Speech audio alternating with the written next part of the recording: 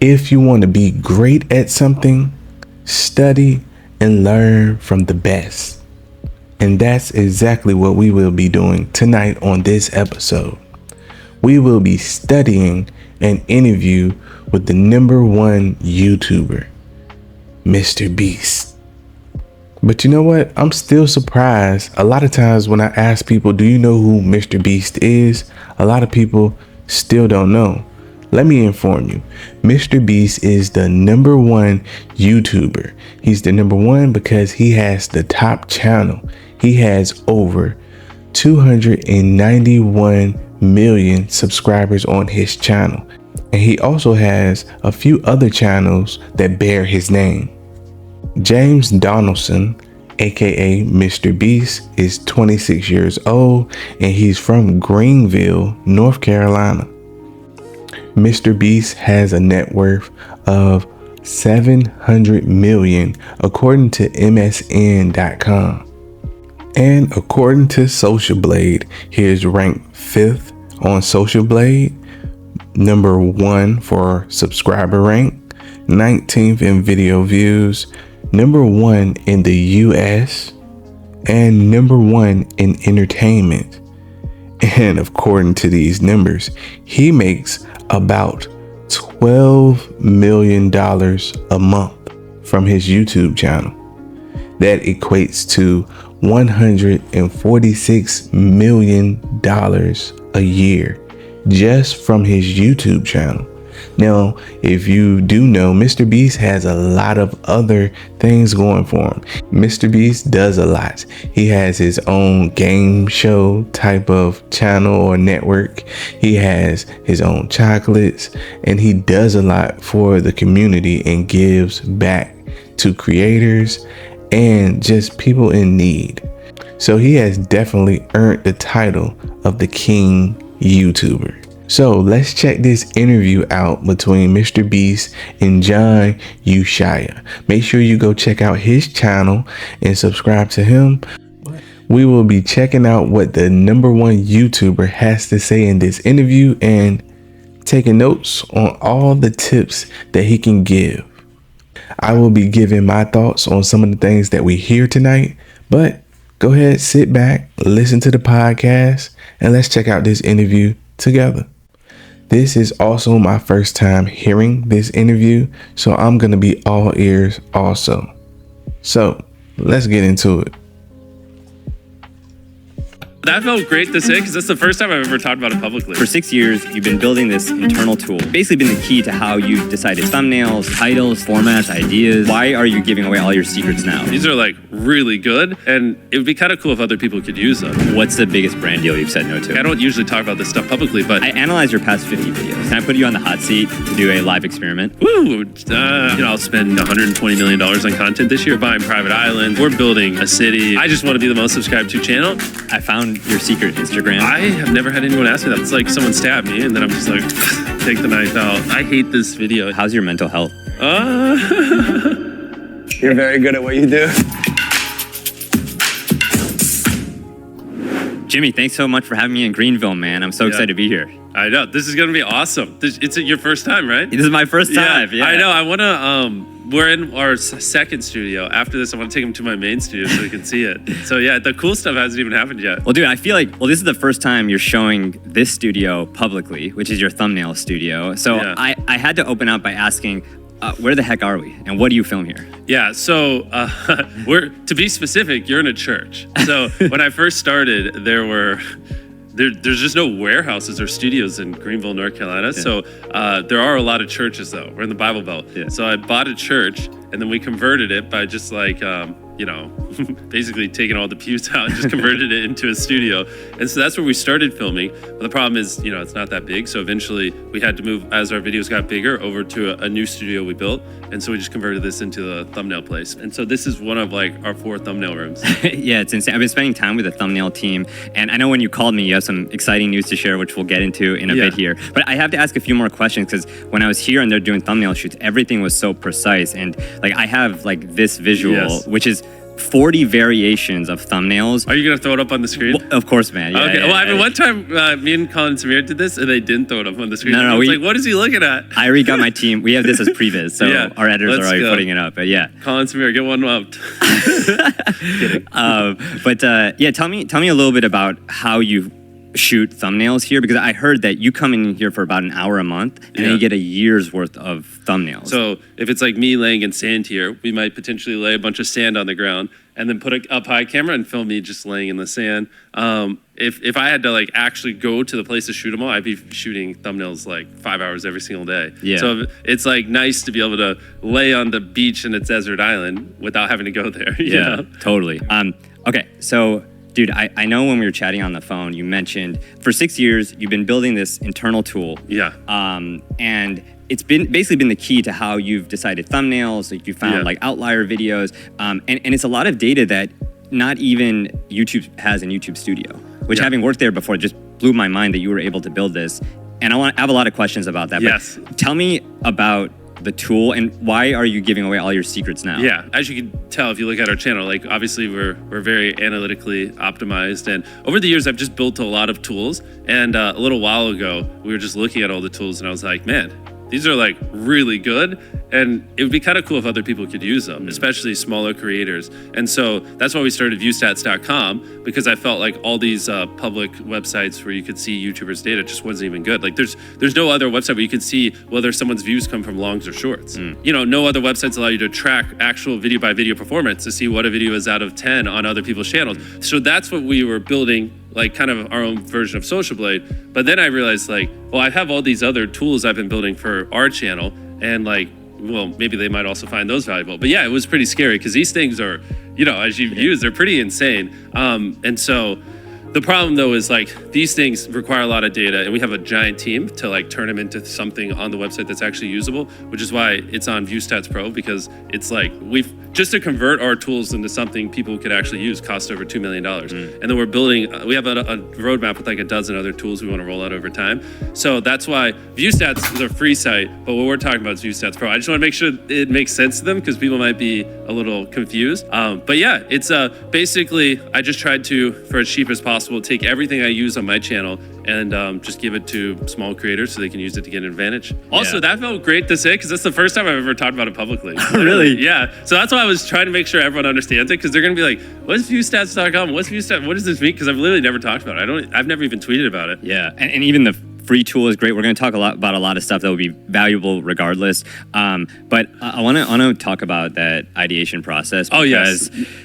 I thought it was so interesting how you've studied outliers, and I want to talk about that video, the dollar versus series, and talk about the inspiration, because I don't think people realize how you came to that. And then I got a ton of follow-ups with that. Yeah, 100%. So for the $1 versus, the thing is, we've all seen BuzzFeed did it, but also not only did BuzzFeed, but it's just like people across every format on YouTube, beauty channels, gaming channels, everyone was doing videos where they'd compare something cheap to something expensive. And they usually did well. And what I like to do is if I see something going viral across like multiple, formats all across YouTube, then it's like, okay, that seems to be something people really like. And, they're really interested in that content. So maybe I should just do that like in a really beast way on the channel. So like if a beauty channel does $1 versus $100 makeup palette and that pops off, and then someone does $1 versus $100 sushi and that pops off, and a video gamer does $1 or $100 computer versus a $10,000 computer, then it's like, okay, people seem to like this.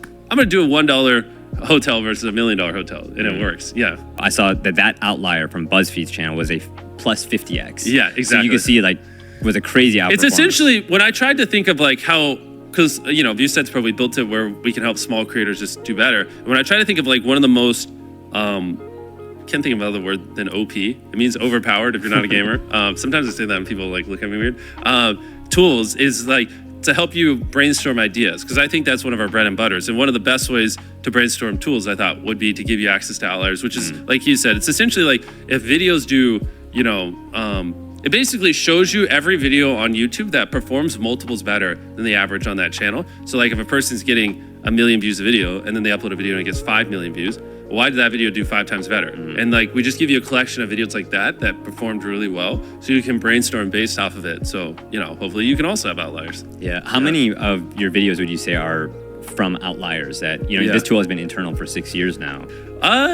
Based off of outliers, because the thing is like, I mean, honestly, one of my earliest ideas was like buying a car with pennies, and but this is maybe even before we started like tracking data, and I just saw someone bought Gucci with pennies, and I was like, oh, that seemed to work. Let me go buy a car with pennies. So honestly, throughout the last 6 years, it's been a big just way for me to brainstorm. But it's hard though because I don't want people to don't like see an outlier and just do the exact video. You always have to take it and ideally put a spin on it, a twist on it, do it your own way. Because if you just recreate what's already there, well, it's already popped off, like it's not going to work. But if you use it as inspiration, which is what I want to get across, and then you creatively come up with your own version, that's where they work, right? Because a lot of almost everything we've done has never been done before. But yes, for the ideas, this is just one of many ways to get like inspired to come up with the idea. Yeah, I think outlier search is going to open the floodgates, and I actually have a little spectrum that I created because I was thinking about it too. Like, what is the difference between like copying and pasting and plagiarism, which is not good, and remixing and elevating? Yes. And I think it's the difference between copy with taste versus copy and paste. And I think copy with taste, which you do such a good job of, is like elevating the past, giving credit, and then blending from different sources. Yeah. Versus a lot of people copy and paste. It's like they're just If you watch someone's video and you can't tell the difference between their video and my video besides the budget, then it's like, yeah, you're copy and paste. But but like, you know, me and Ryan might sometimes do similar videos. I'd not even say he's copy, but like Ryan and I could, like, I will go visit hotel rooms, $1 versus. Ryan will go visit scary Airbnbs, and it doesn't feel the same, right? That's like, and that's the thing. Like Ryan has his own voice. He's quirky, and he's just like, you know, let scenes breathe more and blah blah. And that's like Ryan's style. And then our style is like a little bit quicker and just show you cool things and spending more money and, you know, making it epic. And so yeah, that's not that he's copying us, but in general, that would be like doing it with taste. And then the copy and paste is, you know, there are tons of other people who after our hotel video just went literally sometimes hit the same hotels, same thing, use my same text on screen, speak like me, act like me, use my cuts, use the same timing, pacing. And it's like, be more like Ryan, invent your own style. We need more people like that. We need less people that just look at Ryan, look at me and other big creators and just, you know, literally copy and paste. Like, if people wanted to watch my style video, they'll just watch my video. We don't need someone else doing my videos with lower budget and less effort. It's like, we need people doing their own version of it with their own unique spin and taste, you know? Yeah. I think it's also interesting. Another way to find outliers is from your past work or other channels. Yes. So I was talking with Chucky, who you co-founded ViewStats with, and I thought it was fascinating that actually one of the origins for the ages 1 through 100 decide who gets $250,000 came from a gaming video that you made, which had virtually zero budget. But can you talk about how you look for outliers on your past videos? 100%. So I was like, we need to do this again. And I didn't like the title and thumbnail on this gaming video, but I loved the content. It was one of my favorite gaming videos. So I was like, let's bring back the style of the content and then just reinvent the title and thumbnail where hopefully people click on it. And it worked really well. So in that case, I got, we doubled down on the content because it's not always clickbait, obviously. And I also looked at your MrBeast Reacts channel, which I know you're not making content there, but there's still a ton of people who make Reacts content across YouTube. That's probably where Outliers is the best, right? The inspiration. Talk to me about these two videos, because I found the original Outliers, and then I saw like how you reacted to them, and obviously there's a lot of work that goes into Elevate It and copy with taste, but like how did you think about those videos? Exactly. I mean, it's essentially, we would just react, we try to react to the most viral stuff, because obviously if it went viral, then people like it, you know what I mean? And like, in this instance, it might not be as analytical as it seems. I mean, so the video we reacted to is I strapped a GoPro on a fish. I mean, you don't need data to tell you that's fucking cool. I mean, they put a GoPro on a fish, and it's also like we have to make good content. So it has to be things me and Chris were interested in, and so you know that's checks the box. Chris and Jimmy would like make good content reacting to it. It's cool. And then, it's also an outlier that would perform. Same thing with the watermelon, like the world's fastest cutting of a watermelon. Like, that's just very interesting. So, because I don't want people to get so analytical that they forget about content. Because it's a yin and a yang. Because one of the biggest things also people forget too is like whether or not people click on your video. A huge factor is their experience with your last video. And so if they've watched 5 of your videos and they didn't enjoy it, it doesn't matter what your title and thumbnail is. They're gonna see a Ryan Trahan or a Mark Rober video and your video, and they'll be like, the last 5 times I clicked on your video, the last 5 times I clicked on Ryan, I enjoyed it. I laughed. I had a good time. It was a vibe. They're gonna click on Ryan. Get fucked, you know? And so that's where it's like you have to. I would say it's like focus. Like, and the pendulum, focus more on content than you do clickbait, but don't ever let it swing too far because it still does matter, if that makes sense. Check this out. Okay, so far I'm liking this video, and one of the main things that I'm picking up on, and I might try to implement myself, is outliers and remixes. It seems like MrBeast makes it big off finding the most viral content on YouTube and then putting his own spin on it. And you win with that because it's viral. People like whatever that content is, and you put your own spin to it. It's genius. I might have to try out some of those things, like find one of the most viral videos, like this one, and try to remix it myself and see what happens. Let's see if MrBeast's strategy works for me. Make sure you taking notes. I analyzed your past 50 videos, Okay. Jimmy, and I noticed that they fall into 9 different categories. There's so many things I want to get into. I wanted to share this with you. Okay. So these are your different thumbnails broken down into series. Yeah, so over on the left, he has our Protect series where, you know, we did Protect $500,000, keep it. I thought that was a pretty good video. And after we filmed it, I was like, I like this. Like, we should double down on it and do 2 more. And then as we doubled down on it, I was like, oh, this is kind of repetitive. And people, honestly, I would say that's like the biggest flop of a series we've done in a while. People just didn't really, you know, they're like, it's good, but they didn't care that much. And so that's dead. Like, and if you look here, you'll see like most of these go more than 3. That one, I was like, all right, we're done. I don't like it. And so, you know, not every time you hit, but so that's probably like the worst format series, whatever you want to call it, we've had. The best is the $1 versus. That crushed. I think in like the last 365 days, I think Plane Ticket is like the most viewed video on all of YouTube. That's not an ad or something close like that.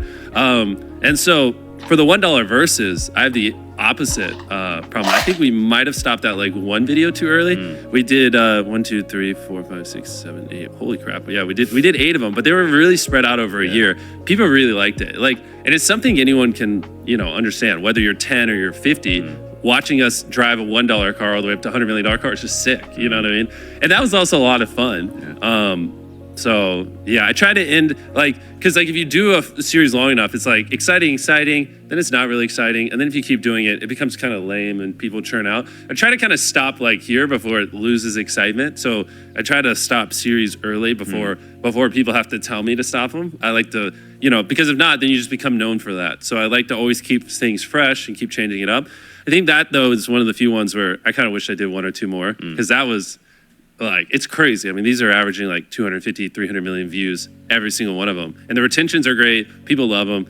So, whoops. Yeah, the tournament ones, people love those. And, you know, we just had our first 40-minute video, which that was a fun test. Yeah. That video's doing really well.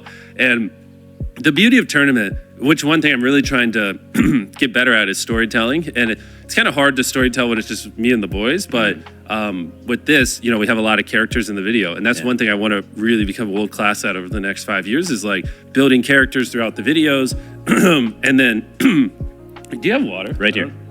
Oh, This is water? Yes, yeah. Oh my gosh, you guys are so bougie. Yeah. Well, we prepped it. We just want to keep it simple. Yeah. I'm dying over here for some reason. Yeah. And so, you know, working on the storytelling, I mean, blah, blah, you kind of get the same thing with survival ones, Survive 100 Days. I mean, that's why people like it. Yes, the environment we put them in is cool, but also getting to know the contestant. And now that we've gotten better at telling the contestant's story and letting them show emotion, those videos crushed, et cetera, et cetera. Yeah. The character development note is interesting because with Unscripted, which is so much of content on YouTube nowadays, like, what do you do in pre-production to identify those characters or try to put them in the right situations? Yes. So yeah, you hit it on the head. The thing is, unscripted shows like ours, that's where character development is hard. And people don't understand because people always, you know, well, so like years ago, I was just god awful at it. And you know, if you ever told me I was bad at storytelling, you were correct. And I'm glad everyone beat me on the head and be like, tell better stories. Now the past year, we've been really trying. You know, somebody who's like ages 1 through 100, we hit it. I mean, if you look at the TikTok clips on it, people loved it. People loved, you know, 42, 58. It was awesome. And then other videos, you know, we're still improving and getting better. Like the Protect series. I feel like we didn't dive deep enough in the characters. Do you even know the name of the guy from the newest video? No, not from exactly. So we didn't, you know, so that, which is something I'm working on. The thing is, you know, I everything I've ever done is on YouTube. So it's not like I'm some filmmaker with 30 years of experience bringing it over. I'm learning in real time. So like, I want to be a great storyteller, but like, you know, you have to fail a bunch, and just, you know, my failures are watched by a lot of people. So I'm learning in real time in front of everyone. But what did you ask again, though? Like, how do you develop the characters? Because that video exactly. specifically. Yeah, so for these kinds of videos, you can't, right? You can't script them. And so that video, ages 1 through 100, or 40-minute video, had more cameras recording than any other production in history. Right? I think I tweeted that. Yeah. There's never, you can't find a movie or show or anything that's ever had 300 cameras simultaneously recording like that. And so that's the thing. We had, you know, there's 100 cubes. So we put a main cam in the cube, and then we put like one they can talk to, or so a wide shot, and then a shot on them. So that's 200 cameras. And then we had all the wide shots all around the studio and all the cameras we were recording with. And so the answer is you just film everything, you know, and it's brutal. And most people can't do that because it's like, I mean, I think we had like petabytes worth of footage. I mean, it would have taken a single human like 5 lifetimes to watch all the footage we had. And so, but that's where, you know, for these bigger videos, we'll have like 50 or 60 editors ready to like chop down the footage. We'll have like 3 or 4 story time editors that are just like listening to everything and just writing down notes to make the editors' lives easier.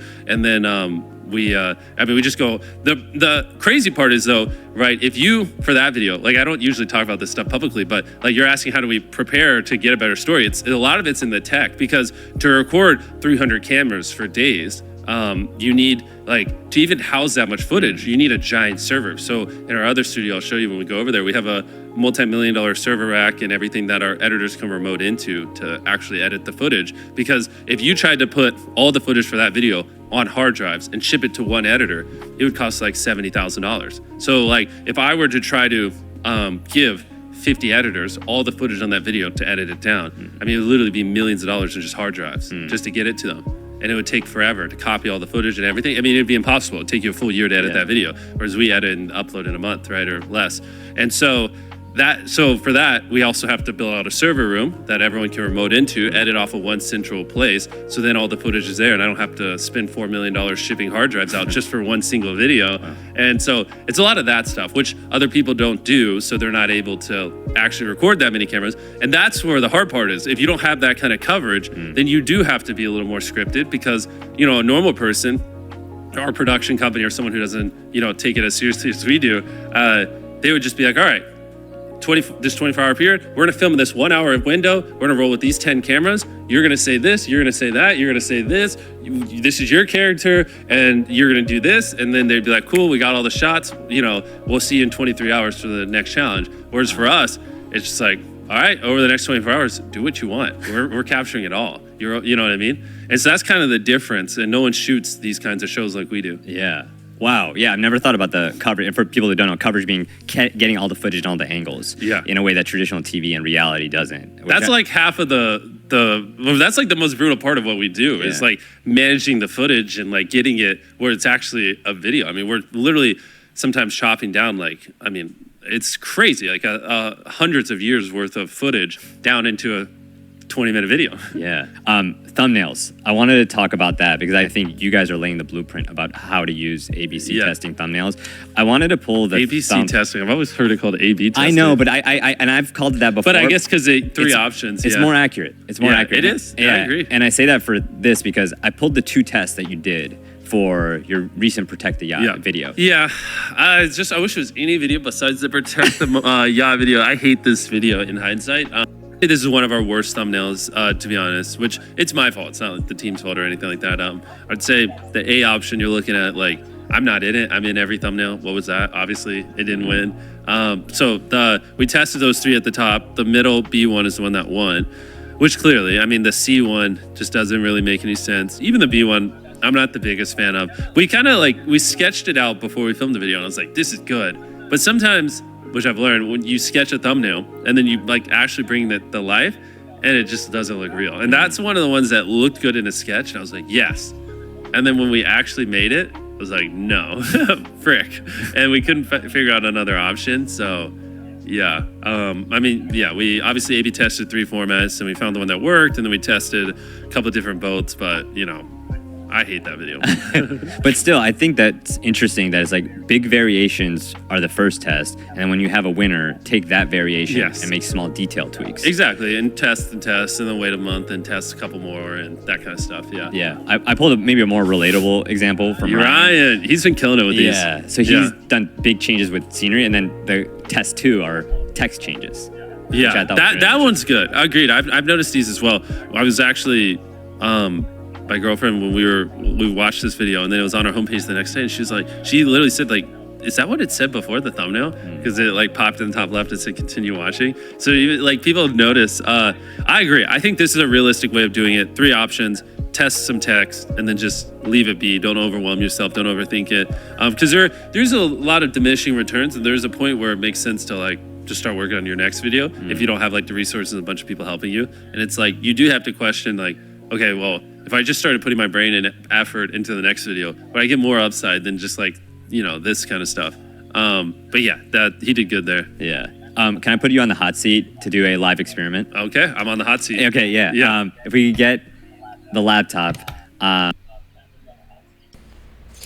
Okay, before he gets in the hot seat, man, some of the things that they're talking about in here, it's priceless. So right now, everybody should know that on YouTube, now you can test thumbnails. You can test multiple thumbnails to see which one works. And their testing is really in depth. But if you aren't using this ABC testing, make sure you do. I have. And sometimes it's simple as putting a thumbnail up there and changing the color or the filter on it, changing it to black and white, things like that. I've been testing that out myself just to see which one works, because thumbnails do matter. But as you guys heard MrBeast says, thumbnails matter, but content matters more, and you kind of got to keep a good balance. I like it. As you guys heard, like MrBeast has like 50 editors. You hear how many cameras are going at one time? And he said to edit one of his videos, it's impossible for a human to do it, because one human by themselves, because it would take them years to go through all their footage. Editors are important, and editing is important. I know you guys know I talked about editing before. Again, make sure you guys check out my Fiverr. My Fiverr gig, if you want simple editing. I do edit my own videos, but something also that he pointed out was a team. He couldn't do what he does without a team. He has a bunch of editors, a bunch of different people that help him out. So if you are a business and you want to expand your YouTube team, or you're looking for a YouTube team to put you on the right track, make sure you look in the description of this video and check out the free training on how to hire your team and make money on YouTube. All right, make sure you check that out in the description and comment section of this video. Something else that I picked out was, you have to understand analytics. You guys hear how analytical he is on all of his videos. Some of his videos that have millions of views, he's like, I hate that video because X, Y, and Z. He's trying to get better at storytelling, and he's constantly learning. That is something that you have to, go through as a YouTube content creator. I'm going through it myself, right? I'm getting better as I go. And he's one of the best, and he's still constantly saying some of his videos he makes mistakes on, and we see it because he's such a big YouTuber that we see his mistakes firsthand, opposed to the average YouTuber. You make a mistake, no, some people might not see it. People just won't click on that video. So yeah, I'm learning a lot, and make sure you guys keep taking them notes. Let's get back to it. I want to see you do this live. Okay. And one of the features that really blew my mind when you gave me access to ViewStats Pro is searching for thumbnails with text and then going down the I rabbit know, hole of it's inspiration. freaking insane. So- it took a long time to build. Jimmy, I'm going to give you a prompt that I want you to type in, and then I want to go down a rabbit hole and just hear Go your for thoughts. it. Are you Yeah, ready? let's do it. All right, so basketball with holes in it. Basketball with holes. Yeah, there's this new in airless it. basketball that's going around. Everyone's I've talking seen it. about it. And so before I hit enter, this Yeah. is on ViewStats Pro. This is our thumbnail search tool. You can type anything you want in, and it'll give you thumbnails to get inspired off of. It's really sick. So he just said basketball with holes in it. So I'm going to hit enter. Give it a second. Look how quick that loaded. This thing is fast. And so now we can scroll through this, and we can see all these thumbnails on YouTube that have basketballs with holes in it. And this is exactly what you're talking about. Yep. The whatever. The airless basketball, yeah. And so are we trying to brainstorm what's the title of the video we're trying to brainstorm? Let's say that the NBA just sent us this basketball to try out. We're a channel that's like reviewing sports gear. Okay. Yeah, I mean, so then in the basketball they sent has holes in it. Yeah. So then you would just look at all these, and the cool part is we didn't just stop here. So you can obviously see all the thumbnails, inspiration, but you can also search by thumbnail, and it'll give you even more specific thumbnails on the thumbnails you like, which you just kind of got to use this. I know this might seem insane, but it works really well. And so, I don't know, you want to pick this LaMelo one? Let's maybe this one, like The Steph Curry one? yeah. All right. So we want to get inspired by more thumbnails, and boom. So now it's giving you specifically the thumbnails that look similar. And as you can see, all the other ones that had the white balls in it pop up here. And then we can, let's get inspired off this. It'll probably be pretty similar results. And then if you scroll down, maybe we're like, oh, actually, this looks crazy. There's slime on his hand, or basketball hitting a car. You just flip through it, get tons of inspiration, and then keep doubling down. Let's go through something totally different. Go to maybe the basketball hitting the car. Basketball hitting the one from Jester? No. Yeah, the one from Jester. Yeah, right here. Let's see All what that. Funniest basketball hitting cars. So now, see, it's going to give you crazy ones. So like this world's largest basketball over the car, because obviously it picked up that you're not, expecting it to be slamming a car. It's just trying to give you cool inspiration. We can do this one with the dart in it. And then you just keep flipping through here. Look, now here's a bunch of different versions with the dart. And you just keep tapping search by thumbnail, and you can just go and go and go and just get inspired. What's another prompt you have? Let's just try slime. Slime? Okay. So let's try slime. What thumbnails are we getting? Look at that. And then let's combine what we were talking about before. Filter this thumbnail search by outlier score. Oh, let's have some fun. So this video, and then obviously over time we're gonna build it out where you can set it where only videos above 100,000 views, like we do on our outlier tool. We'll bring it over here. But so this video right here did 100x the average. How to make 1 minute glossy slime. Let me scroll down. Minecraft item slime. That one's cool. So this would be if you're looking at it and you're like, oh, I want to see more Minecraft thumbnails. I bet if we hit search by thumbnail, it'd pull up bunch of Minecraft ones, which is cool because it allows you to go down the rabbit hole. Because especially if you're making a video on slime, you might want to get inspired by Minecraft slime or whatever, and then obviously you can just go back. So these are the #1 outliers with Minecraft slime in it. Man, what is one of your coming up videos? One of my coming out videos? Yeah. I just went to Toronto to interview the hacksmith, and he showed me the world's first working lightsaber. So maybe he also lightsaber. showed me the world's first working he lightsaber. used it for one of your videos. Wait, is it the same one? He's working on a new one. He's actually spent hundreds of thousands of dollars on a clean room to develop like one without a cord. And just the title I'm thinking about, because he's like a real life Iron Man, we're thinking about calling it 24 Hours with YouTube's Iron Man, $5.5 million. Is the thumbnail going to be an Iron Man suit? It's going to be him. He actually had an Iron Man mask, and we had him take photos with it. And then he had a Thor hammer, so it's going to be a lot of those visuals are at least. Yeah. So then you can type in Iron Man, get inspiration from videos that did well. I mean, honestly, if you had him flying kind of like this, that'd be cool. I mean, could the suit fly? Could you have him put it on and jump on a trampoline in the video and then him fly? Or like maybe this scene. I mean, if I'm thinking about it, like this right here would get the most views. If it was him flying in an Iron Man suit, like that would pop off. Yeah, and maybe the campus right below. Yeah, because that would I don't know for your your channel, but for my channel, that's what I would do. Yeah. I'm pretty sure we've had that idea, and we have a thumbnail mock somewhere where it's like, getting a working Iron Man suit, and it's just someone flying, and I'm just like, whoa. Yeah, but it's so cool to like get inspiration that way. I want to give you another prompt because Okay. you could search with words, but you could also search with an image. Yep. Maybe you find it from another thumbnail, or here's what I want you to do.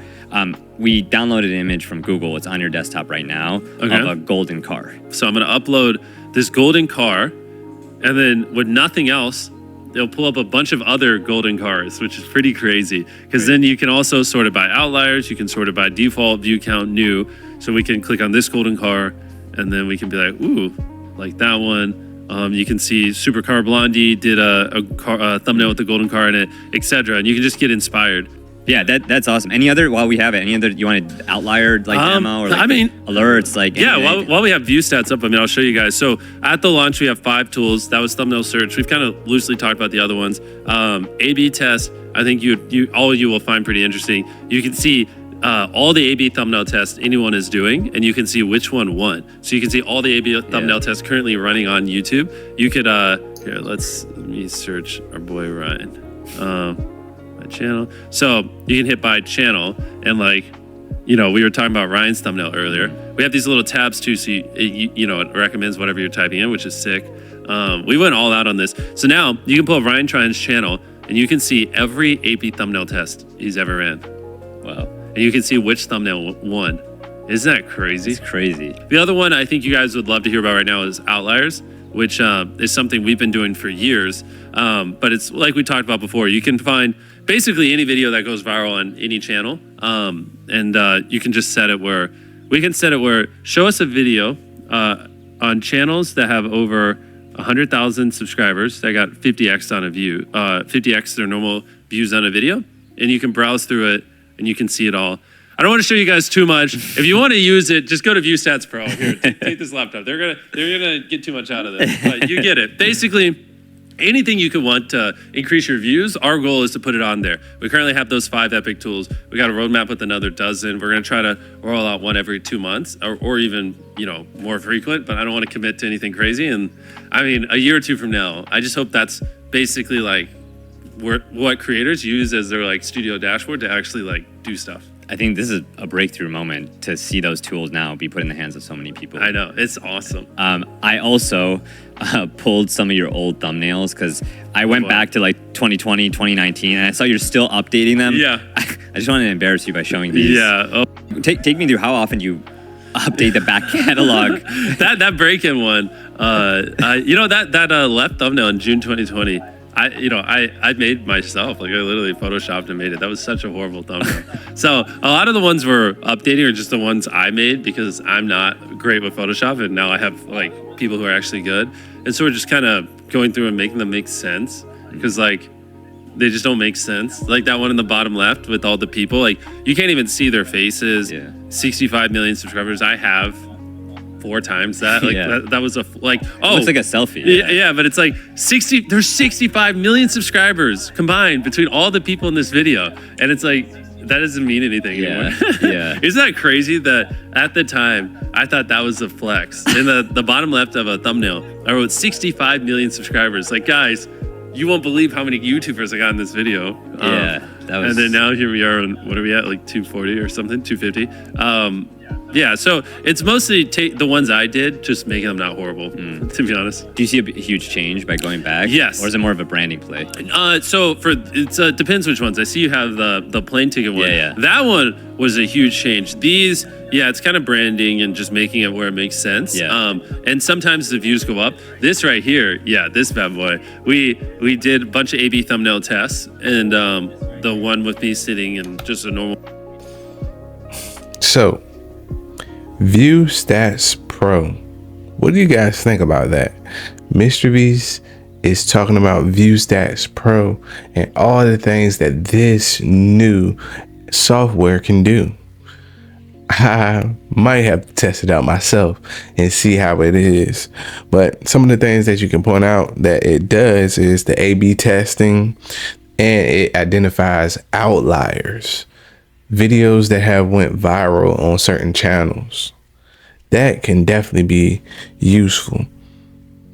Another thing is they say update your old thumbnails on your older videos, and he said some of his views do go up just by updating the thumbnails. I might look into that. Thumbnails and descriptions. I know when I first started YouTube, my thumbnails weren't the greatest and my descriptions weren't the greatest, but those videos are awesome. So maybe I too might go back and update some of my older videos and see if that helps them start the trend again. Again, make sure you're taking notes. We'll see one, and then I don't remember how far after we uploaded, maybe like a month or two, or we were like, wait a minute, we could probably do a better thumbnail, and then we swapped it out for this split screen thumbnail, which we had never done before. But I do occasionally see on view stats other channels doing really good with the split screen thumbnail. So it's like, screw it, let's try it. And then we put one on Plane Ticket, and yeah, I mean, that thing went off. I think it got an extra, like, what was it, like 30 or 40 million views because we, swapped the thumbnail. Yeah. So yeah, it can have big effects sometimes. And that was probably our best A/B thumbnail, or not A/B. That was probably our best swap like months later that we've ever had. It was pretty crazy. So I know thumbnails get a lot press in the YouTube community when it comes to packaging, but titles are just as important. I wanted to break down the title of hydraulic press versus Lamborghini, and obviously like titles and the idea and all that go hand in hand. 100%. And can you explain this term interest market cap? Did Chucky say that to you?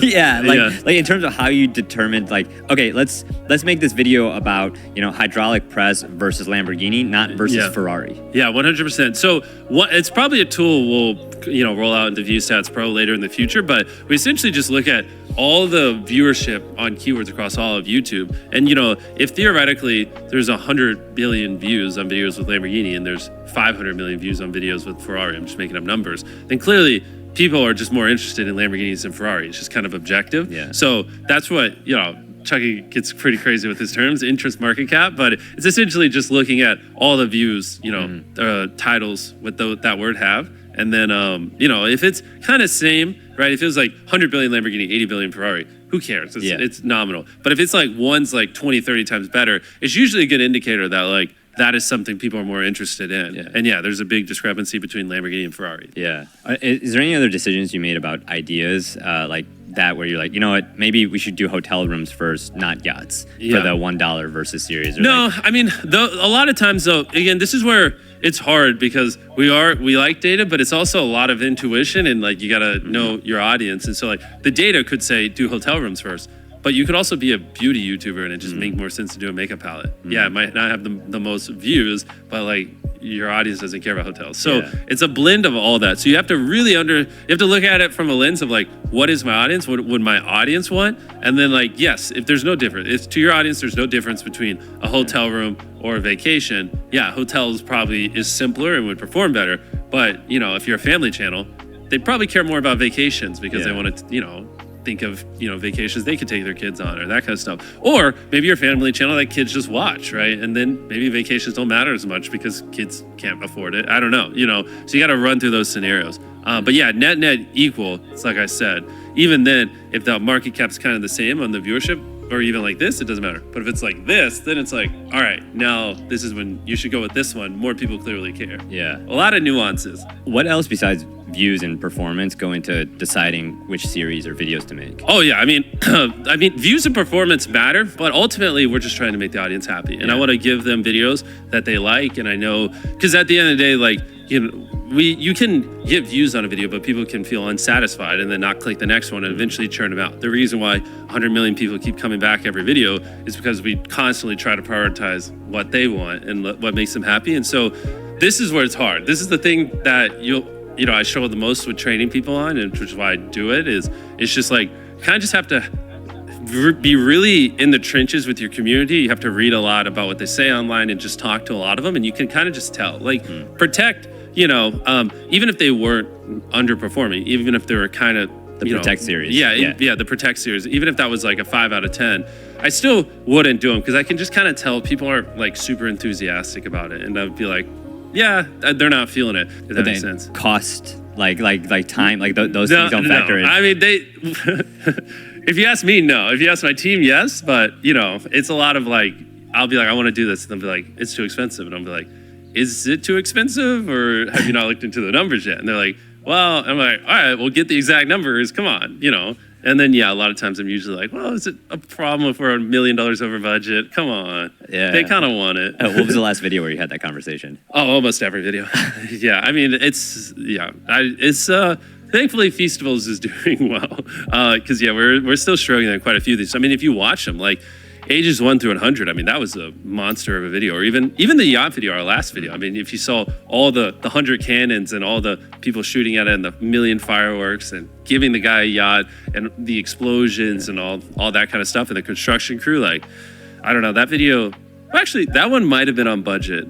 What was the video we uploaded before that? Ages 1 through 100? Yeah, No Shot Ages 1 through 100 was on budget. That was probably $1 million over budget. Do you know the video before Ages 1 through 100? Room Explodes. Yeah, and then before that was Room Explodes. That video, wow. Did you see the tower? Did they show you it? No, not yet. Oh my gosh, I need to show you it. We've been in here prepping for days. I know. Yeah. I have a tower, like an actual tower. I saw the video. Yeah, but it's still up over there in a field. Like okay, I got a real big tower. And once you see that, you're like, holy crap. Like, I don't even, that one, weirdly enough, I think might have been close on budget. I don't know how. But then we have like ones like, built 100 wells. Like, obviously that one was very expensive. And we usually don't do brand deals on those kinds of videos because it feels a little weird. Mm-hmm. I might start to in the future so I could do more. But it's just like, it's kind of weird to, hey, here's well number 50. Anyways, let me tell you about blank.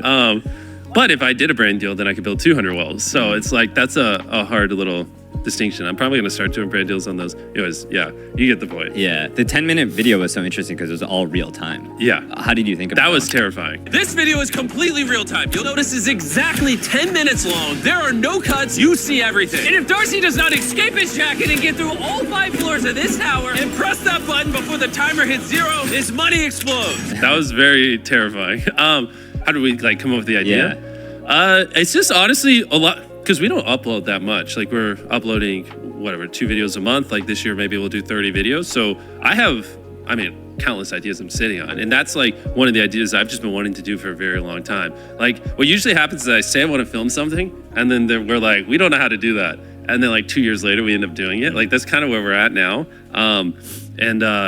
Protect was something I wanted to do for a very, very long time. Even Antarctica, which I think we went to a year ago. It was a running joke. For 3 years before we filmed that, I wanted to go to Antarctica. And we couldn't get there. We couldn't figure it out. It was too expensive. And then eventually we got to a place where it was like, if this is how much we can spend on a video, this is what it costs. After 3 years, we got to the point where we could actually afford it. And then we went to Antarctica, and that was sick. What are you spending right now per short? Oh gosh.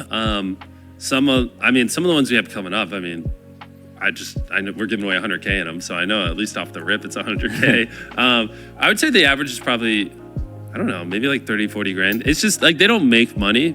I'm not making that kind of money per short, but it's kind of I just want to make good content, so I'm not really focused on making money off of them. Yeah. Some of our shorts could 3 years ago could have been a long form video. I know, it's crazy, and that's what I want. And we're ramping them up. They're gonna get much better over time. I'm working on getting some people in to help me, and we've really been brainstorming what is MrBeast on shorts. I don't think we've fully cracked the code yet, but I agree. The spot the hidden person one. We're building huge sets for those. The prizes, not this. We have a similar building like this, so down the road, and it's this whole building we'll build on a giant set just for someone to spot 5 hidden people. It's a lot of work. Yeah. And I heard that you're about to take it up a notch because obviously the Amazon show is coming up. Is it true that you're gonna film even more main channel videos in advance? Oh yeah. Now, so that you can just focus on the Amazon show later? And how do you plan to do that? That Amazon show is obviously our YouTube channel is a lot. The big videos, the spectacles, the multi-million-dollar budget. Sometimes we're having hundreds of people breaking world records with cameras. These are it's tough. Just doing the main channel is brutal. But yeah, this year, I wanted to take it up a notch and, do our first streaming show on Amazon. And yeah, that's so basically it's probably going to be 2 months worth of Amazon shooting, from the time my eyes open to the time they close. That's all I'm gonna do. If we want this show to be as good as I want it to be and just absolutely crush I don't want to say anything that will set me up for something in case I don't hit it, but if I want this to be just a world-class streaming show, I gotta represent the YouTube community. A lot of people are gonna watch our show on Amazon, and it's going to kind of be indicative of creators. And so if it's not good, they're going to be like, see, YouTubers can't make, streaming content. That's why they stick on YouTube. They're not the same as us. There's a lot of elitist mentality over there, even in the people, we're talking with to help with the show. I see it still occasionally. I'm like, oh, why can't we just make great content? Why does it have to be like, why can't we just all be creators? So I really want this show to crush so it reflects well in the YouTube community. And so, yeah, we're going all out for that. But that's the problem is, I usually film almost every day. So for me to spend 60 days, or almost every day from the main channel. So for me to spend 45, 60 days on the Amazon show, yeah, I basically just have to jam my schedule up to the max before and after so I don't skip a beat on YouTube, because YouTube's my number one priority. I don't want the YouTube channel to miss anything for this Amazon show. So, which is also why we brought on I think we're up to over 70 people now just to help with the Amazon show, independent of the main channel. Wow. Because that show is huge, man. I haven't talked about it too much. I have to think really hard on what I say because I don't want to spoil anything, especially for the contestants. But we're buying private islands. We're buying. We're building a city. We're doing things that don't make sense. Picture my biggest YouTube video ever. This is it, and this is a normal episode on that show. Because I have a way bigger budget. Way more money than I normally have, and we're just going all out. We're not holding back everything. One of the Amazon episodes is probably 5 times more expensive than my most expensive YouTube video. That's $15 million per episode. Not per every episode. Just one of the episodes we're spending. It's crazy, but it's so all these ideas I've had sitting in my head for a very long time, I can do, right? I want to, just give away an island in an episode for this cool little thing. We can do it. We want to build a city so we can blow it up.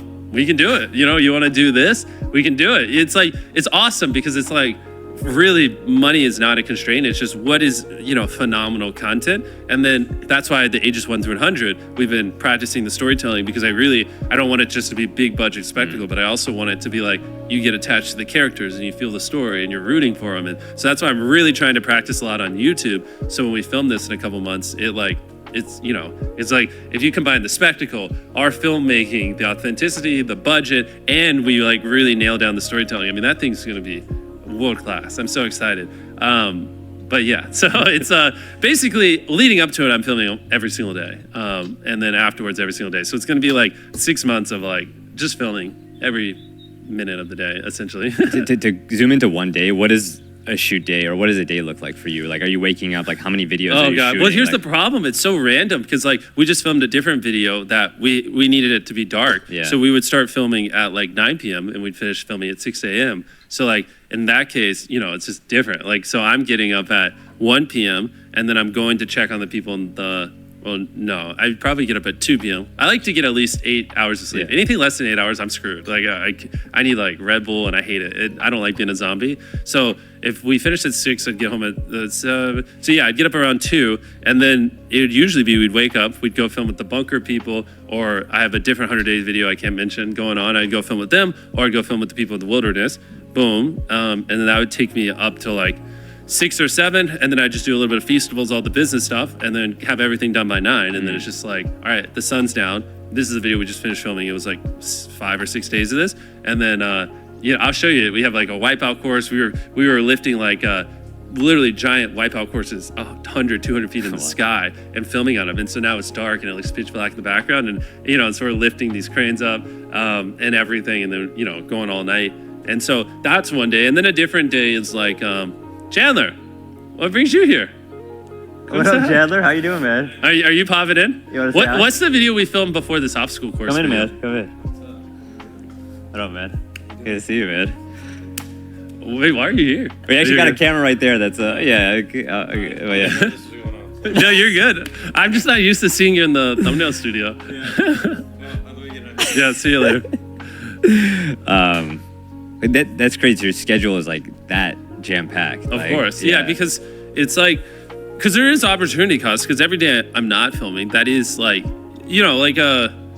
is no such thing as a perfect video. It can always be better. So every day I don't film is a day I could have filmed and made these videos better. You know what I mean? So it's you almost don't it's hard. You know, I wouldn't recommend you put yourself in a position like me because it's a lot. You know, like our normal companies go up like this, the CEO, this one's flipped. Everything funnels down. Like I am technically the product. I'm the thing that keeps it spinning. Like, you know, the hundreds of people we employ, you know, it all falls apart if I don't show up. So it's a lot of pressure for people, which is why I don't recommend most people do videos like me, because it requires you to have a lot of team, a lot of money. And it's a lot of stuff just resting on your shoulders.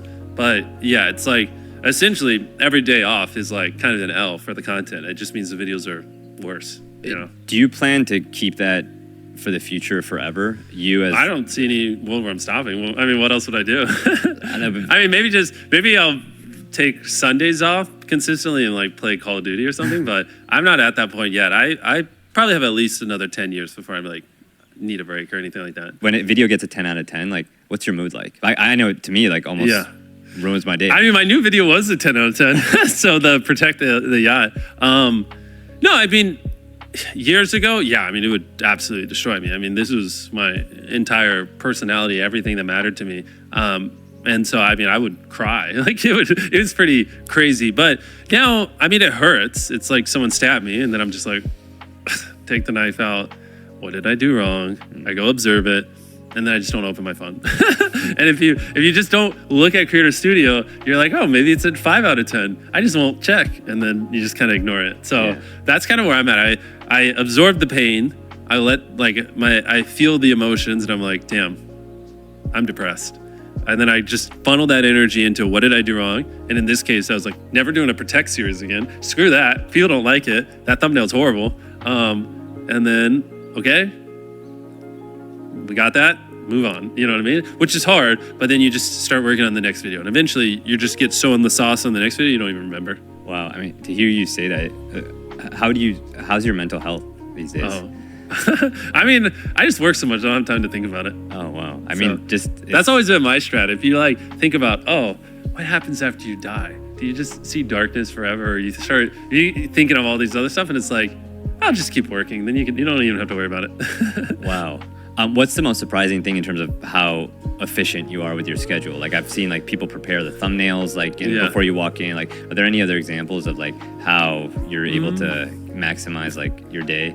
I mean, the thing is, I don't view it as maximizing or efficiency. It's just kind of like my life at this point. Because like I said, like every second I'm not filming is like there are things I need to be filmed. There's so many things. There's probably 20 shorts I need to film, some like 10 TikToks I need to film. I have 300-day videos going on, and I have, you know, we're always filming main channel videos.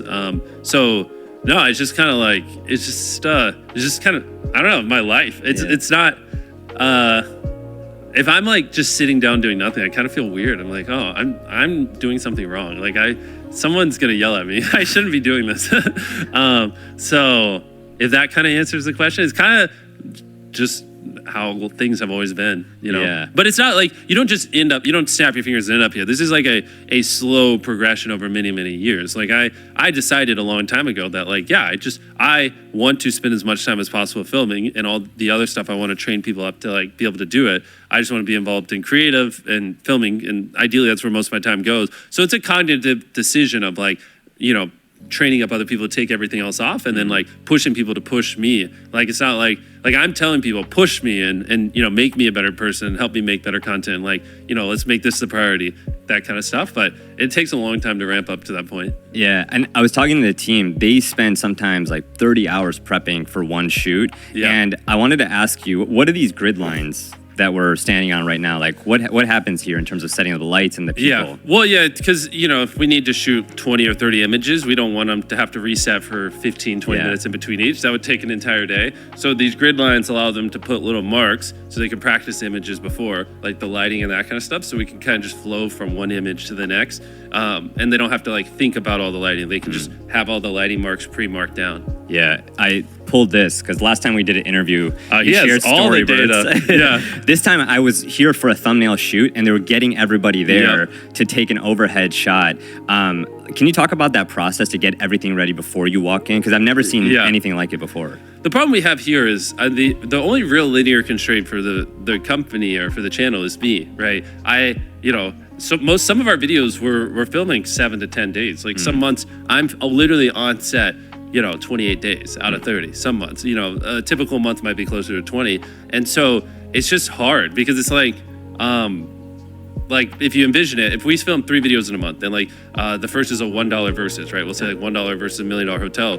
I have to fly to 7 different hotels all around the world. One of them's in India, right? That's 3 days off the rip right there. So like that's a 10-day filming slot, if not 11 days. And that's if we're really extreme and cutthroat with the time. And then I have to go film another video. But that's, 7 days of filming, but it's also a day of travel to get there and a day of travel to get back, right? Now that's 9 days. So that's 20 days, and that's only 2. And then you tack on a 3rd video there. Or if we have like a long 100-day video, like right now we have people living in a bunker, survive 100 days in a bunker, win $500,000.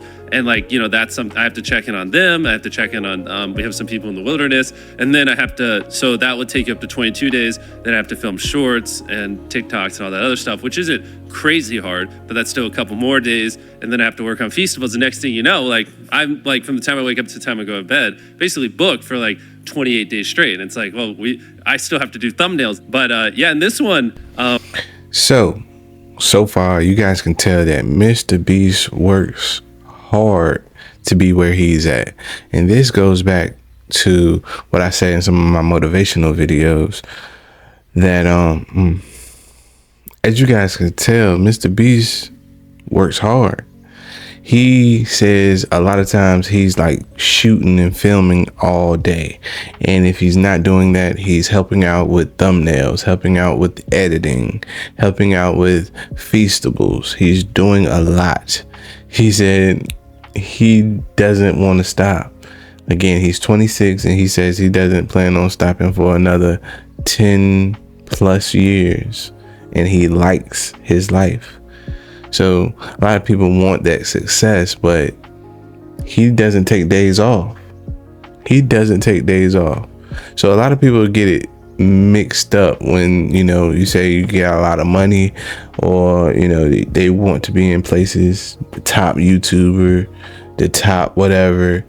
This man says he gets his 8 hours of sleep and don't take days off. That's what it takes to be number one in any field. And again, he's rightfully earning that title. This one, to me, I'm not as in the weeds on these when they collect people, but we have just a lot of people locally that we usually end up using. And I think we have an app where we just put out like a ping, like, hey, you want to help us with blank? Here's what it'll look like, blah, blah. And people just sign up for it. So they probably did that, got all these people, and then, got the shot. Yeah, and I thought it was also interesting. Everybody's wearing a neutral color, so that way they can edit in and post, put a jumpsuit on them, and just... Yeah, I mean, the guys we have now, or the team we have, they're just phenomenal. Yeah. Like, 3 years ago or whatever, I was making these thumbnails in Photoshop, and I mean, I couldn't do half the stuff they do. Like, sometimes I'll just throw out something, I'll be like, it'd be cool if there's a building in the background, but I know that's not possible. And they'll be like, why? We just put it there. I'm like, what do you mean? And then they'll like come back 2 hours later. I'm like, oh, all right, well, that looks real. Cool. I saw like that you have like stand-ins. And this is something you tweeted out. Yeah, so we have this one person every time before we shoot a thumbnail. Before I go in to shoot a thumbnail, he does the thumbnail, so I can kind of look at it and make sure I like it.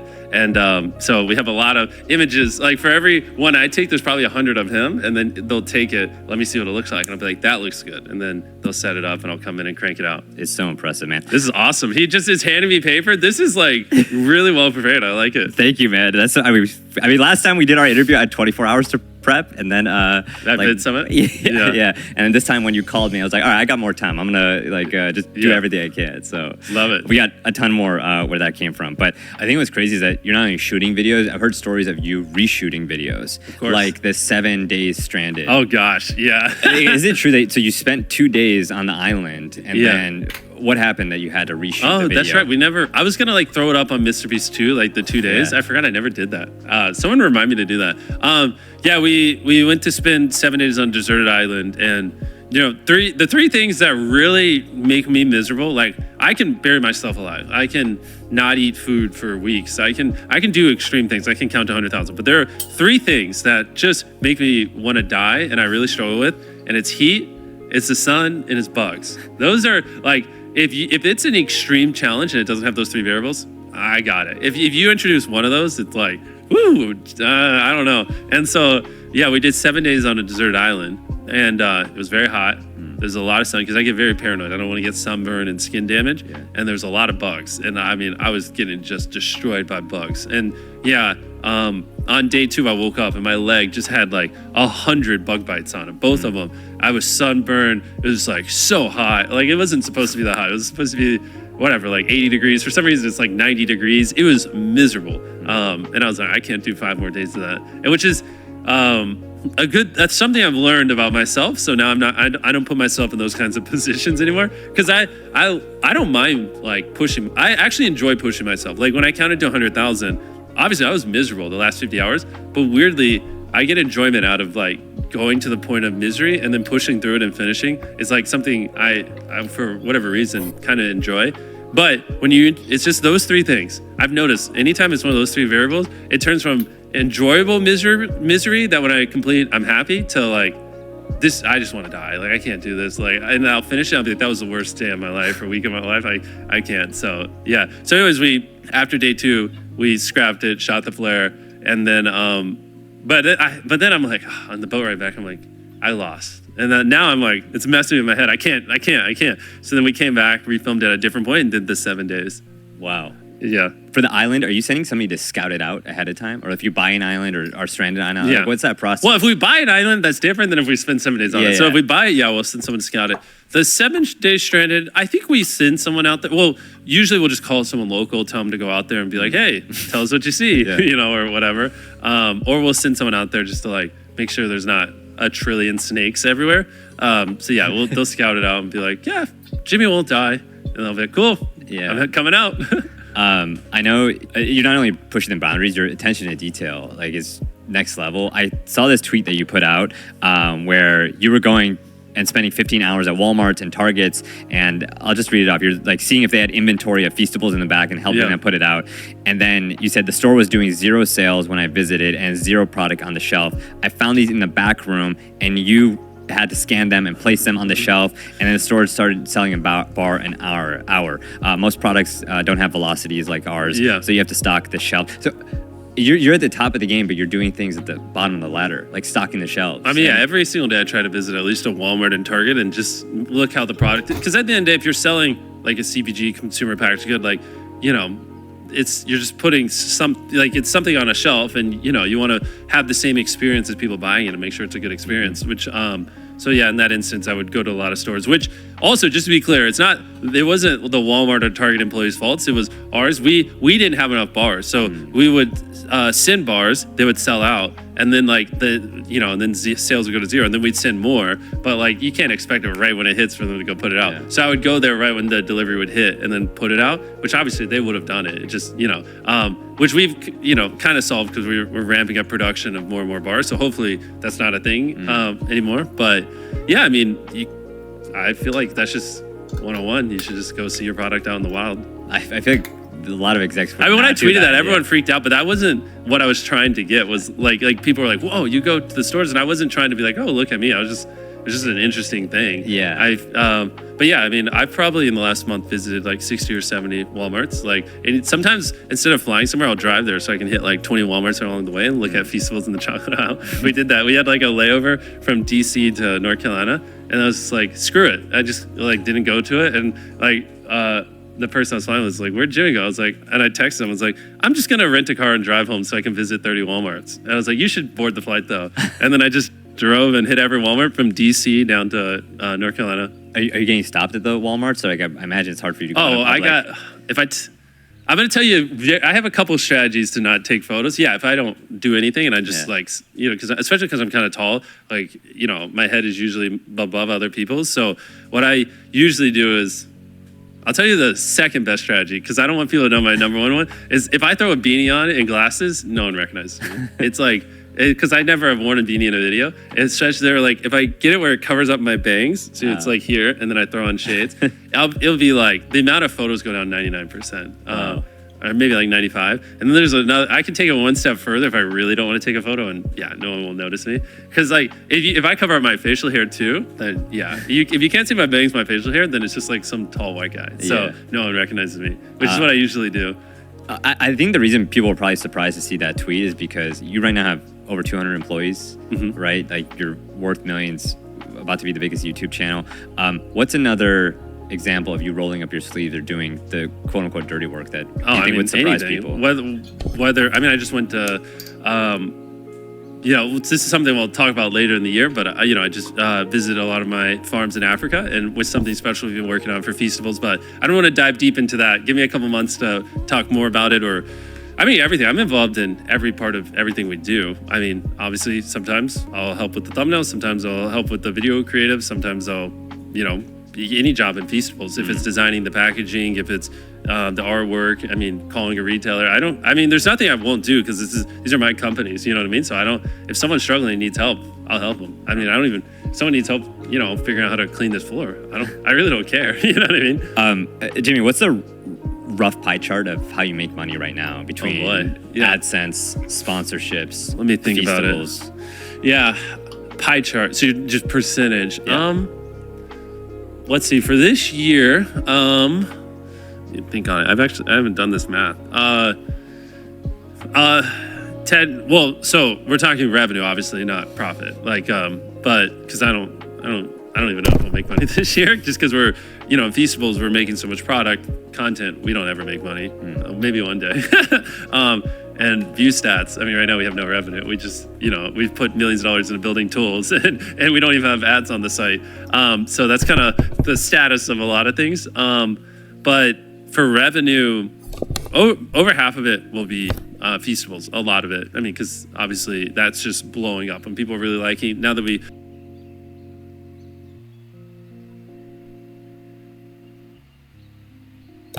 rough pie chart of how you make money right now between AdSense, sponsorships. Let me think about it. Feastables? Yeah, pie chart. So just percentage. Yeah. Let's see. For this year, think on it. I haven't done this math. Ted. Well, so we're talking revenue, obviously, not profit. But because I don't even know if we'll make money this year, just because we're, in Feastables, we're making so much product content, we don't ever make money. Maybe one day. And view stats. I mean, right now we have no revenue. We just, we've put millions of dollars into building tools, and we don't even have ads on the site. So that's kind of the status of a lot of things. But for revenue, over half of it will be Feastables. A lot of it. I mean, because obviously that's just blowing up, and people are really liking. Now that we updated the formula, it's crushing. And then outside of that, there's just a lot, because I don't have I don't bucket it as YouTube. I have it as like ad revenue, brand deals, theoretically merch, this, and so there's so many line items. And last time I looked, but I mean, obviously we're gonna spend over $120 million this year on content. So you can deduce we're probably gonna do close to that much in content revenue and that kind of stuff. Wow. How do you decide whether a video is going to be a sponsored video and get money from an external brand, or devote it to raising awareness for Feastables? Well, I have to do brand deals in almost every video. So the only ones I don't are usually like the really hardcore philanthropy ones, where I'm like, ooh, this might feel weird. I'm okay with just take a couple $1 million L. But like the Wells and maybe one others. But outside of that, every video has a brand deal on it, because that's the only way I can keep the lights on. Because that $3 million, isn't factoring in like the warehouses or the studios or a lot of other expenses I have. That's just kind of like the cost of the video and like the people working on it. So like if I don't do a brand deal, right, and I spend $3 million, but I have theoretically another $1 million in G&A and stuff like that. So it's like the total cost of everything, like $4 million to get that video out the door, and I don't put a brand deal on it. I'm not making $4 million in ad revenue. So if there is no brand deal, let's say theoretically, a brand pays me $2.5 million, and like, if we don't put a brand deal on it, that's an extra $2.5 million negative on that video. You know what I mean? Yeah. So, I have to do them, or we're screwed. What's the biggest brand deal you've said no to? I've said no to a lot of big ones. I mean, the obvious easy ones are like, I've had a lot of, those crypto casino.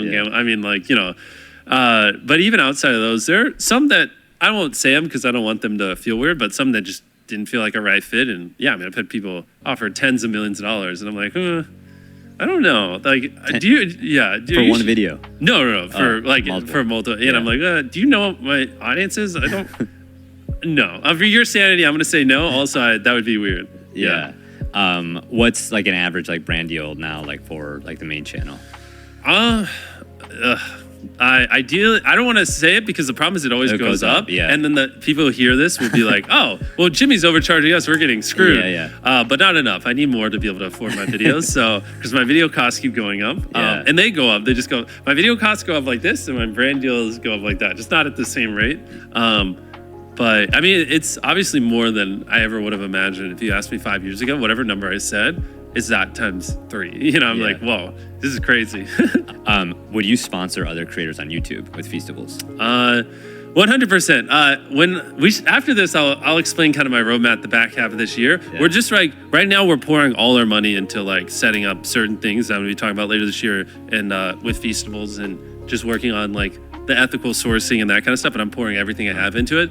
Once that's up and running, which I'll explain off camera, then yeah, we're gonna be going crazy. Yeah. Do you have advice for creators who are launching products? More people are doing that now than ever before. And I thought it was so smart. Like when you launched Feastables, like you gave so many of us like time box, like you know, like that ticker, like the lock safe, and it opened. It was like you created a moment out of your product launch. And I was talking to a lot of creators before this to prep questions. Jordan Mander wanted to know like how do you like launch this? Like how do you launch a product if you're a creator with an audience or trying to build towards that? Yeah, I think a lot of creators are launching products, and for some it makes sense, but I think for a lot it's just building a real business is hard. You know what I mean? Like, you know, building up Feastables. Like I'm in the weeds. I mean, this thing is taking an unfathomable amount of my time, an unfathomable amount of money. Like success isn't guaranteed. And even if you have the influence, right, getting people to repeat purchase, come back, innovating the products, right? You can't just get by on your name. I mean, you can for a first buy, but if you want people routinely buying, you know, your product over 5-10 years, you know, and so I think it's if you want to launch a product, do it. Like, don't listen to me. I mean, who cares? Do whatever you want and what excites you. And, you know, I could be wrong. But for a lot of people, I think it's just premature. And honestly, I think they can make way more money doing brand deals than launching a product. And it's like, I don't even think it's something they're passionate about. And I don't think they realize just how difficult it is. And I think, I mean, you're kind of seeing it. Like a lot are launching, but a lot are already, you know, being closed. And so I'm saying it because I'm already seeing a ton of influencers shut down their CPG products and their food and beverage brands that they're doing. And I think way too many are doing it, and they don't understand this stuff's hard. Like it's, you don't just like, you know, hire 2 people and they just magically make, you know, blank and then, you know, put it out there. Like you need a team, and you need to like do it as you're competing with brands that have been around for 100 years.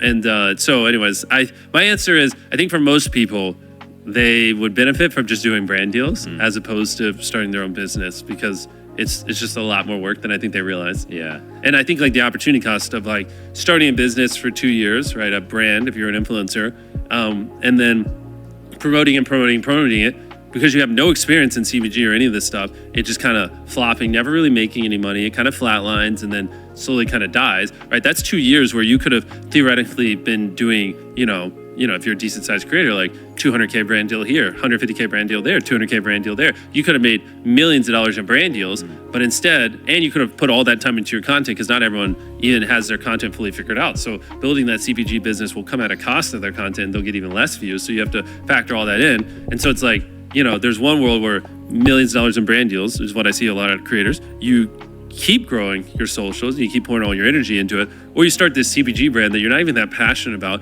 It pulls you away from your socials and stuff, and it starts to drop a little bit, and you don't end up making your money because it's actually freaking hard to run a profitable company with competitive cost. Or if you're overcharging, then, you know, people are going to try it once and not buy it, and then you know, you come out the other end 2 years with none of that money, and you know, a business that's not even good. You know? So that's kind of my viewpoint. Yeah, I think more creators need to hear that.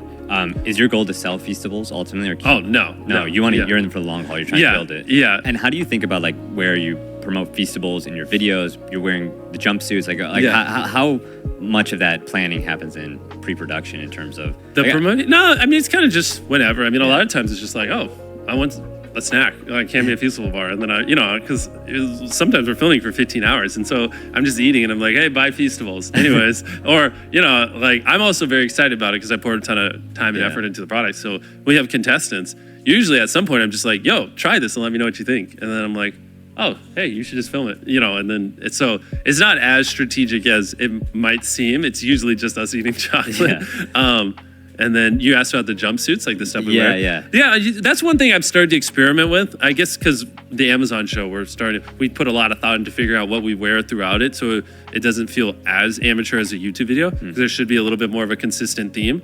And when I started studying that more, I was like, I wonder what would happen if we started doing that in our videos. So like ages 1 through 100, I wore a suit throughout the whole thing, and I actually feel like it elevated the tone of the video, and it felt right. Like it didn't feel corporate, it didn't feel non-YouTube. It still felt YouTube-y, and I feel like I made the video better, weirdly enough, because I just fit the vibe. Yeah. And so that's something we've been experimenting with, is like me wearing clothes that kind of match the vibe of the video, which weirdly enough works. Yeah. So it's this is the hard thing, is, or not hard, this is the interesting thing, is like, if you would have brought that up to me 3 years ago, I'd be like, who the actual fuck cares? Like, who cares what I wear in a video? But now I'm like, actually, it can like really make it feel more like a universe when people watch the videos, and like and not break the immersion. And I'm like, this is cool.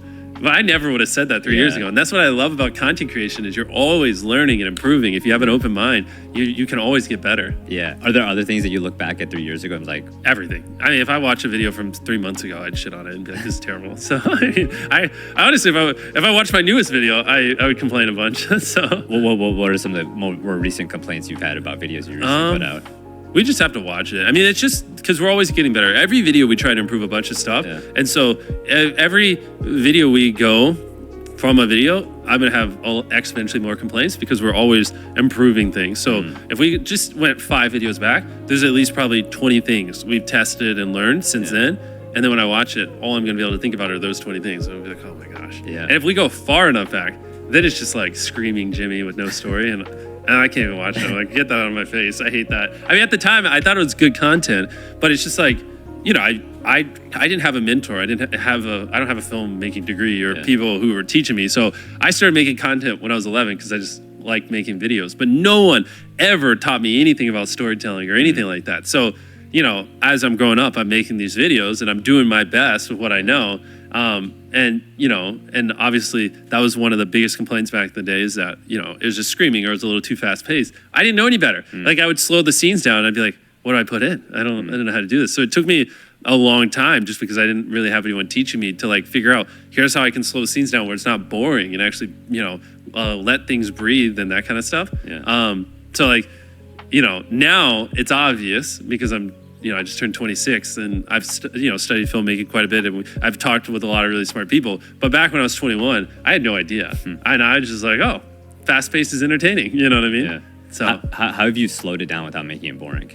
a lot of it is you get them connected to people, so they're like interested in that person. Like if I just threw a random person on the screen and they talk for 12 seconds, you're not going to care. You're literally going to, I mean, the retention will just nosedive. But 42, you know, when we were filming that video, we noticed he was very outgoing and he was very cool. Like he had a deep voice and he talked a lot. Age 42. Age 42. Yeah, in the Ages 1 through 100 video, he talked a lot. And so we, made sure to like always have a camera on him because he was really crushing. And so we built him up throughout the video because we had a lot of footage. So I think there's one scene that we didn't really cut for 12 seconds, but because you were invested in age 42 at that point, you're invested in the person age 42 was talking, it worked. Like retention was flat because you're like, ooh, I care about this dialogue. Yeah. But if that was the first time you saw him, you wouldn't care. So it's just kind of stuff like that. If you're watching the interview this far, then you're gonna love my newsletter, Created News. Just go to created.news, and every week you'll get a breakdown of the best thumbnails on YouTube, why they got you to click. You'll get a breakdown of the best outliers and the best performing videos and why they got you to watch. And you'll get the latest in the news for creators and why it matters to you and how to make sense of it. Just go to created.news,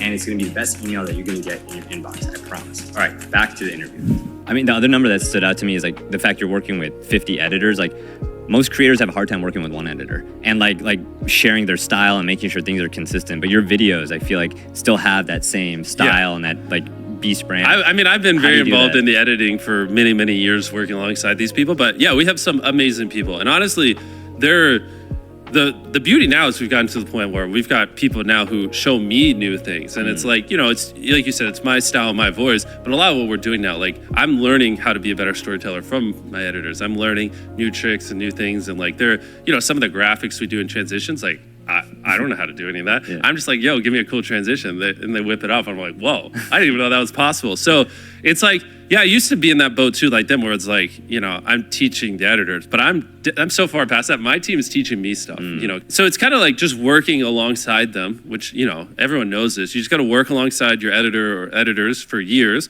Eventually they'll pick up your, you know, style and the things that you care about. And then you should just let them free and be like, all right, now you guys keep developing and run with it, you know, or you're just going to be stagnated because, you know, unless you like are studying and like constantly trying to prove it. But if you're like me and you can't just sit there and spend 5 hours a day trying to figure out how to one up it, you need to let them do it. And you just kind of make sure it's on brand and authentic, you know? Yeah, I found your secret Instagram where you're casting. Oh yeah, well it's not even a secret, but yeah. I need more people to find this Instagram. I need help. We need more It people. seems like it's like just being kept on the side, but how do you cast people to be in the videos or even the Amazon show? Because that's a huge opportunity. Well, I mean, for ages 1 through 100, it's, you know, we're just looking through the database of all the people, which that one's really hard. Like, people don't even understand. You know how hard it is to find 100 people in 100 different ages in one spot all at the same time? Like, especially in Greenville, it's not like this is LA. Oh, you're like, not flying them in. It's all local. We try to find local people, especially, you know, just because we like to, we have people quarantine beforehand, so we don't want them to fly in so they can quarantine and then they come in and we keep them separate and that kind of stuff. But yeah, for that video, it's like, sometimes you'll find all the 70s, but 75, there's just no 75-year-old. And like you find one and he's like, I don't want to be in a video. And it's like, fuck. And then we have to hunt and hunt and hunt, and then you find another one and they're like, no. And then eventually, and you have to do that for all ages, but for other videos, it's just like, because there's a lot of people in the database we have, but not a lot of people can have the ability to take off work for a week. You know, if a video needs to be a week. So it's like, can you realistically film this video for a week? You know, we'll pay you, but still you have a job and I don't want you to get fired, you know, and then, you know, so it's all these little parameters. And so, yeah, we need more people in the database because usually we don't have enough people to fit it, even though we have thousands of people in our data set. How much is somebody getting paid if they don't win the prize money? It just kind of depends, right? Like if they're just there for 5 minutes, I don't know, maybe we give them $100, but if they're there for a couple of days, we'll usually give them a little bit more money. And a lot of people who go deeper in the challenges, like ages 1 through 100, the 4 people that didn't win, we gave them $10,000, right? Because it would feel weird for them to have gone that long and then get nothing. So, yeah. Do you also ask them to do like a video test or anything? Like, because having just the age is, you know, one part of it, but you want to make sure that you at least have characters on set. Yeah, that's where I think that's what we're doing for the Amazon show. I don't know if we do that for everyone who just supplies for casting, but yeah, for the Amazon show, which since this is going up in the short term, when this first goes up, you can, I mean, just throw it in the description. If you want to be in our Amazon show, just apply. We're going to need you for a long time, especially if you go the distance. We're going to need like 2 months. So, but yeah, if you want to compete in our show for $5 million and, you know, hang out with us for a couple months, it's down there. Will they compete against celebrities? Because I heard you're also going to have them as contestants. I can't say anything because I need all of them walking and knowing nothing. Because these are huge. Like people could like Google image some of the sets we're building and like get intel or things like. I mean, it's disgusting how big this stuff is. How much are you using AI in your content creation process and becoming more efficient? Yeah, we found some pretty interesting ways to implement it. Not as obvious as you think. But one interesting thing is like, because we have so much footage for these videos, there's, I don't even know the name of the tool, but there's this one AI tool where I can type something in and it'll tell me anytime that word's said, right? So if I'm like, oh, we didn't mention Feastables in this video, you can type in Feastables and it'll tell you anytime it was said in that 1,000 hours of content. It'll pull up the clips for you. So then we can be like, cool. Or 42, hey, we want another shot of 42 talking to like build his character. We can just, you know, look at 42's cam, type in something and it'll pull up those scenes. So that was pretty helpful. Obviously, everything we're doing in view stats, the thumbnail search, that kind of stuff is very helpful, which is why we're rolling it out. I'd say those are the biggest ones. And then, you know, like everyone, I just occasionally type things in the chat GPT for inspiration. But right now, these are good, but I mean, everything's rapidly improving so much that like, 10 years, or not even 10, like 3 to 5 years from now, I wouldn't be surprised if people are using AI voices in the video. You're just like, you edit a scene and then you're like, here, AI, just give me 10 different ways this scene could be better and like all this other stuff. Yeah. Do you ever think there'll be a day where you don't show up on set and you Oh, no. Because I mean, I think like there'll be a point, kind of like with the animation. Like I had that same thought because people always bring it up to me, but then I go look at animation and people thought the same thing. Like, oh, animation or CG, like, you know, why do we need real life superheroes when we have these animated superheroes and that kind of stuff. But look, we still watch them. I think it'll be the same case here. Yeah. Even if it is relatively indistinguishable, there is something cool about it being authentic that people will still like. Or still, you need motion capture suits. Like Avatar, they're still performing it, Yeah. and they put the CG on top of it. So, to bring things home, I wanted to rewind back to 2018. Yep. When Oh boy. PewDiePie was the most subscribed to channel, around 70 million subscribers. T-Series was gaining on them. Yeah. And you ran this entire campaign to, protect. Wow, that was 2018? Yeah. 6 years ago. Yeah. Whoa. That's wild. You ran that campaign, like keeping PewDiePie at the top spot. T-Series eventually surpassed them. Yeah. Here we are, full circle. I know. You're about to surpass T-Series. First of all, do you have a message for T-Series if they're watching right now? Do I have a message for them? Yeah. Oh boy. It's a little ironic, isn't it? 6 years later, here we are back again. No, I mean, one thing I want to make very clear is before, I think it kind of got a little this country versus that country, and I don't think Felix took it there, but some people even got a little racist with the subword before. So I'm very cognizant of it, which is why I'm not leaning into it too hard. Like, I'll probably do a short and talk about it here and there, but it's like, this isn't, to me, I have a huge fan base in India. So this isn't India versus America. Yeah. It's not. It's just, I just want to be the most subscribed to channel. And I do think it is a little, yes, I have a lot of people helping me, but at the end of the day, I started this channel. I've been doing it for 14 years. I live and breathe this. I am the face in it, and I am a creator. YouTube runs in my freaking blood. You know what I mean? And so I do think there's a little bit of symbolism that it's nice that like a creator, a homeborn YouTube creator is the most subscribed to channel, even though I know some people might not see it that way. I think that's cool. Not knocking on them, but obviously they are a corporation with probably 1,000 times more employees than me, or something crazy. But yeah, we gotta draw the lines in the sand. I need to make it clear. I love India. I have fans in India. You guys are awesome. It has nothing to do with that. 'Cause people will make it that. A lot of idiots will just start tweeting, India sucks. Go crush them, Jimmy. And I'm like, okay. Just so you know, it's where a lot of my audience is, but okay. If you had to record a high me in 10 years, I know boy. you've done that a lot before. The high me in 10 years goes up in 15 months. Wow. 10 years, yeah. Wow. No. I know, I should have. I had that thought like a year ago. I kind of regret it. I should have done more. Should have been like at 100 million subscribers. I should have done high me in 10 years. Yeah. That was a giant L. You should do one when you pass T-Series. Really? Yeah. I mean, that'd be cool. That's a landmark. Right now. No, well, Yeah, I know you got to do it. I gotta do it in camera, but yeah, that would be cool. Yeah, or That would- maybe a teaser of if you were gonna say something like "High me in 10 years." Yeah. But the beauty of High Me in 10 Years was with the innocence, right? Yes, Because yeah. it's like, Yes. I had 8,000 subscribers or less, and I'm like, yeah, I hope I make it. I really hope. But now, if I did High Me in 10 years, I'd be like, I hope I have 1 billion subscribers. And it's like, well, that's not, no one would be like crazy shocked that ended up happening. But back then, it made no sense. And yeah, High Me in 10 years goes up in 15 years. I think in that video, I said, I hope I have 1 million subscribers. If I think back to when I filmed it. The video that's been going 8.5 months. years ago. Yeah. I think, I don't remember. I haven't watched it in a long time, but I think when I filmed it, I was like, I really hope in 10 years I have 1 million subscribers. Yeah. Isn't that crazy? That's wild. That video's gonna go off. Holy crap. Do you hope that you'll have a family in 10 years? From now? Yeah. Well, I have a girlfriend, Yeah. and I have a dog. Yeah. So I kind of have a little Yeah. one. Yeah, of course. At some point, it's kind of funny. One of the interesting things about doing podcasts as you grow up is you say a lot of stupid things. And someone asked me that a couple of years ago, and I was like, my answer was very weird.